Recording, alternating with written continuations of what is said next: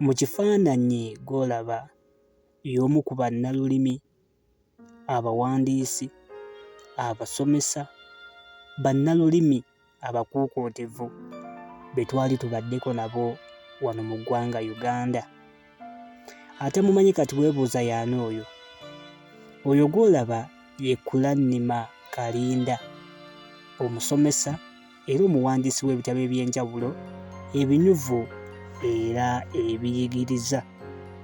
Yawandiika ebitabo eby'Olungereza ate n'eby'Oluganda biyitirivu ebiri ne ku sirabaasi y'eggwanga kwe twogerera essaawa zino zennyini, ebyaliko era n'ebigenda okubeerako gye bujja mu maaso.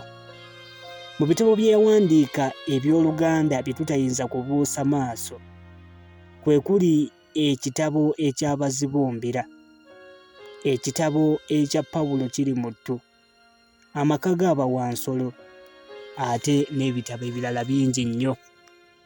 Kibi nnyo okuba nti omukulu oyo yatuva ku maaso ku lunaku lwali lwa Ssabbiiti, giyite Sande, ng'ennaku z'omwezi 6 omwezi ogwamuwakanya omwaka 2017 yafiira mu ddwaliro e Nakasero. Wabula ffe nga bannatuula tusome kitugwanidde okuba nga tukujjukiza abantu nga bano abaateeka ettaffaali eddene ku lulimi lwaffe Oluganda ate n'eggwanga lyaffe okutwaliza awamu.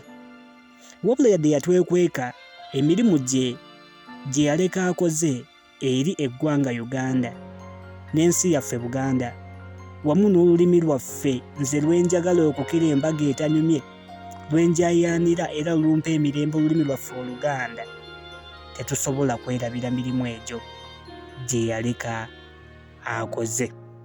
Kulannima Kalinda tagenda kutuva ku mwoyo era tulimujjukiranga. Gutusinze nnyo ayi beene, twakuuma bubi nnyo.